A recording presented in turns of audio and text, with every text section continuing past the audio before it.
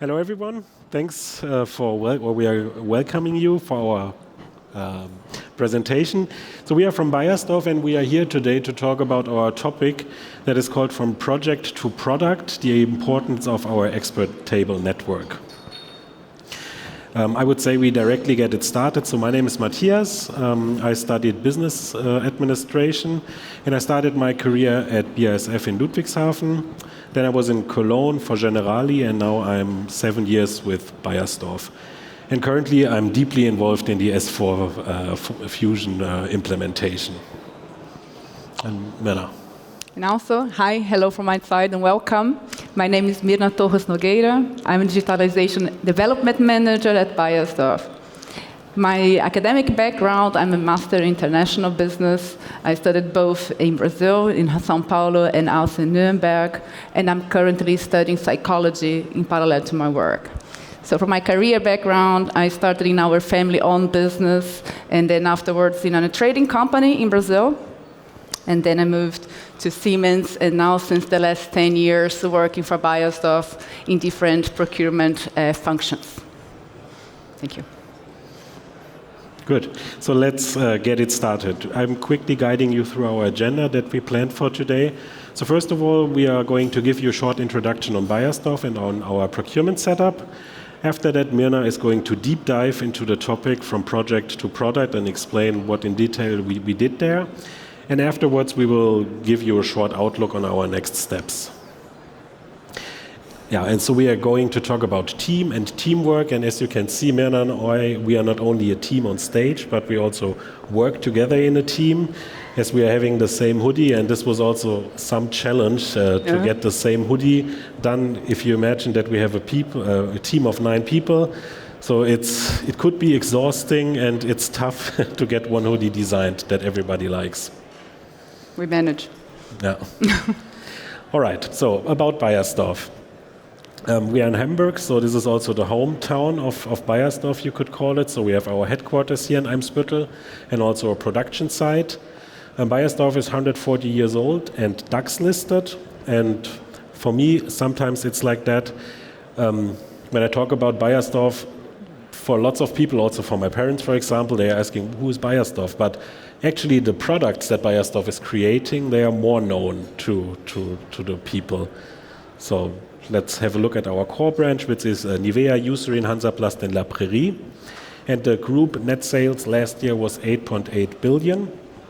And Beiersdorf has around 20,000 employees spread around the world in roughly 170 affiliates. So this is just that you get a glimpse of our beautiful products that we are offering. So the core brands and also some additional like Labeo or Chantecaille. Coming to procurement. When we talk about procurement in our procurement organization, which is centrally organized, we are having 300 people working there. And we have a spend of 4.5 billion, which represents more than 50% also of the net sales that we were just seeing. And we are taking care of 100 categories. They are split into 3 areas. So we have the direct business, indirect business, and the marketing business. And all in all, we are taking care of 20,000 suppliers, having 600,000 transactions. And all this is leading into an automation rate of 90% of that. We are really proud that we manage that high automation rate. Yes. All right, so aim of procurement was always to develop into a trustless business partner. Question is now, how did we do that? And for that, we are having here the approach towards the value generation. So I don't know if you have heard that expression, procurement endgame. So when you talk about procurement endgame, there are 2 ways for procurement basically to proceed.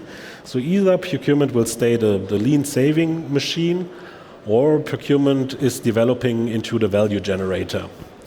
And our management, led by our CPO Isabel, she's also in the audience today.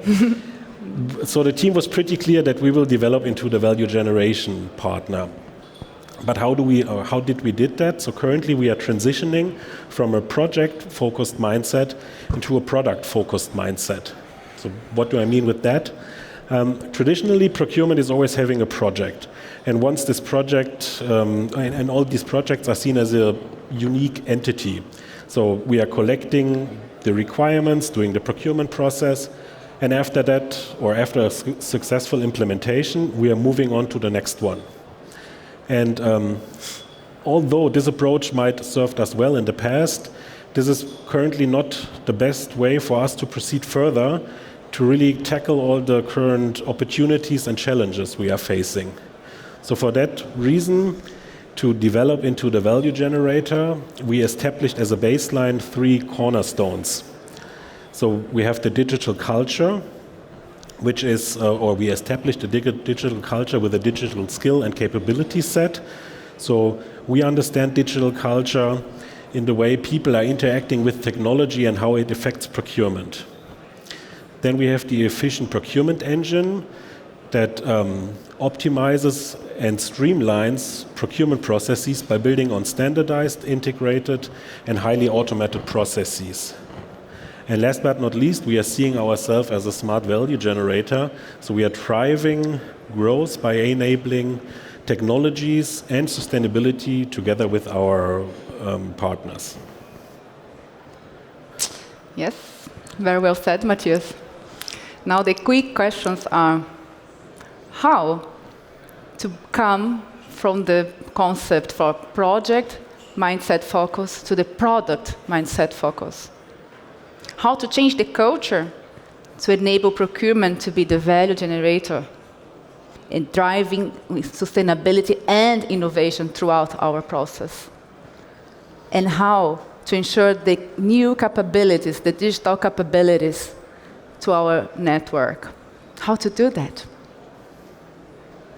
Well, the simplified answer is by empowering our people, giving our people an active and clear role, an active voice, to really develop the solutions that will impact our business, empowering the people from the co-design to the adoption of the products. To do this, our procurement organization, we decided to develop a robust expert network to jointly really go for this approach. To enable this expert network, we have defined 5 roles. I will start with role number 1, the business owner. This role has the ownership of the whole product, the accountability, not only in procurement, but also beyond procurement, toward our stakeholders. The role number 2, we have the functional process expert. This role knows exactly the requirements of the function. This role is responsible for the governance of the product, and also the one ensuring that the proper trainings are in place. Here in the middle field, you have the digitalization expert. Here we ensure that our system architecture is in place, that our ecosystems are working, that the end-to-end solution is in place, and we have automation wherever we can. Using best-in-class technologies. How doing this? By collaborating internally and also externally, as we are doing today, for example. These 3 first roles, as you see here, they have their major role on the development part of the process. Moving to the other part of the chart. Here you see the process deployment manager. Along with this people lead role, they also have the role of deploying, setting the priorities in the teams, making sure that the product is used and adopted. Last, but definitely not least, the multipliers. This role goes beyond our classic key user, being of course, they are serving these functions as key users, as being the first point of contact, training newcomers, But now it's more than this. They are being involved in the co-design. They are asked to exchange the best practice. All these two ones, they have the focus, not only on the development, but the focus is really on the deployment and the adoption part. All these 5 roles together, we do ensure a smooth operation. And this is the base for smooth transition from project to product.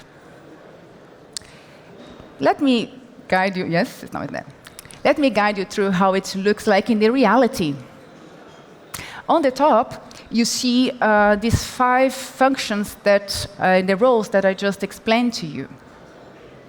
On the column side, you see the topics, the products that we as procurement and us focusing on. They are just some examples to give you a glimpse. These products, they might have a functional nature. For example, the sustainability or the procurement policy and risk control metrics. Those are more compliance topics. However, we also have topics with a more system-based nature, like the last 2 ones, the source to contract or purchase to pay. How these groups they are being lived. You see in the color coding. The members, they are based in the Procurement Excellence organization or in the areas and the regions. It depends on the nature of the expert table that they are being in. It's vital that these 5 roles, that they are present in each product. This is the only way where we can ensure a holistic, a strategic, and a future-oriented role so that we can really generate value for procurement. Objectives. Our expert table, we also share overarching objectives. Those objectives, they are not only the more implementation or execution based, like roadmaps with clear milestones and deliverables for implementing, for example, technologies. But we go beyond that. We certify that the product has a whole life cycle. We certify that the capabilities of our people and the knowledge, the skills for the future are there. We are investing on trainings. We are investing on communication platforms. This is the only way where we can be fit for driving innovation and sustainability and all the other technologies. I would like to give you, yes, if you can move, yes, thank you. I would like to give you a concrete example of one of the implementation of one of these objectives. It's the consistent communication and the learn path. We do have more traditional, classic ways of communicating, like, for example, SharePoints or regular meetings. We do have very nice SharePoints, having all the comprehensive information and sharing the communication. We do have regular meetings with our network and also beyond our network with the senior management and also beyond. However, we are moving to new ways of communicating, new ways of collaborating within our network. For example, with Procpedia and Yama Channel. I don't know if you in the audience, if you have the technology of Yama Channel in your companies? No?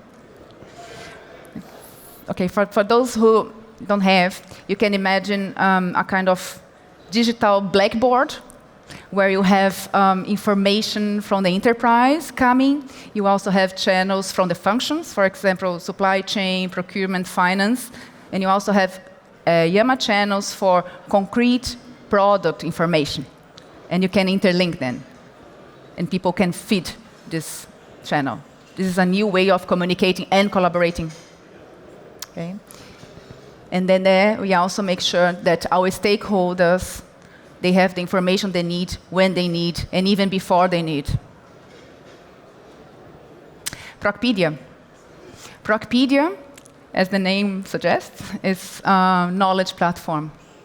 It's a part of our well-established procurement academy. Procpedia is a platform where you see different programs. In a nutshell, you can click and you see tutorials, video tutorials from 3 to 4 minutes where our network can grab the information they need at any time. The big advantage of all this concept that we are developing in terms of learning and communication is that it's user-friendly and is accessible to our network, so that they have the motivation to use and adopt. We guided you through our journey for coming from project to product, changing the culture to really enable procurement to be a value generator. Our key factors, for example, clear roles and responsibilities. And now what we're going to do next, Matthias, we're going to show you. Perfect. Thanks, Mirna. So our way forward. So what are our next steps? Basically, we identified 5 pillars that require special attention. And first one is the communication plan. So you need to make sure that you have a clear communication plan and that you tell the story on all levels regularly so that you do not miss the people. And it's also important that you have a clear governance established. Second one is the prerequisite fine-tuning. So you need to calibrate the technology to the functional needs. So they need to be equaled out. If there's a mismatch, this could also be a risk that the project will not make it. Digital mindset. This is what we initially explained or tried to explain, also our digital cornerstones, that you have a digital skill set so that you are living the digital mindset on all hierarchy levels.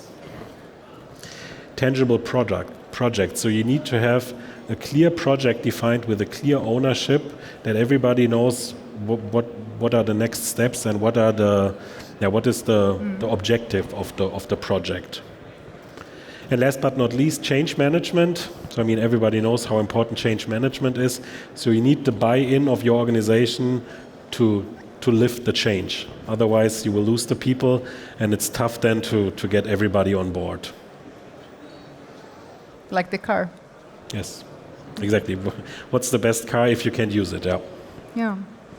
And also, for example, our hoodie today, it was a team decision from the development to the adoption. So even in tough situations, when I think it's literally 30 degrees here on the stage, we are wearing and we are believing on this. We would like to thank you for your attention and thank you so much. Thank you very much.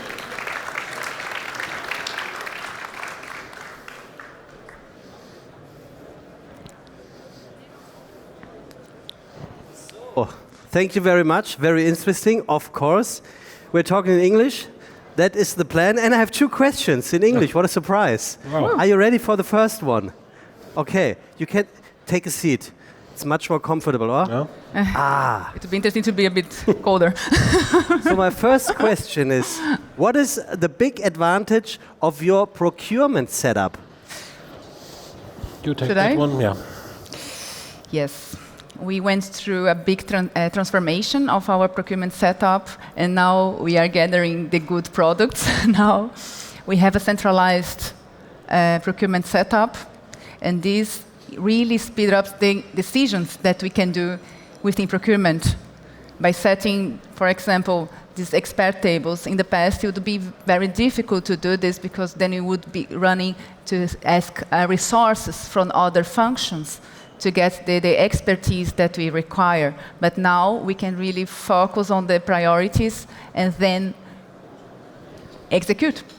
Talking about experting, how do you nominate the people for the expert table network? This is some kind, well, it is linked into the development plan of the people. So it really people are looking much forward working in this expo table because you have the chance to exchange also on a global level. So everybody who is then invited to an expo table is seeing it as some kind of benefit, and also, like I said, it is linked in the development plan of the person. Okay. Yeah. And it's also important to mention, we showed in the slides that we have these 5 key roles for the tables, but it's not limited only to 5. If you see on the left, we had the multipliers, and in most cases, especially for the systems, you have more than 8 persons, or you can have even 20 persons acting as multipliers. So it's a great opportunity also for the career development of the colleagues. So they get in touch with international environments, they get in touch with more strategic topics, and they also have the visibility towards our senior department. Okay, so thank you very, very much, Mirna Torres Nogueira and Matthias Bechter, both from Bayersdorf. So good to have you here. Thank you very much. Thank you.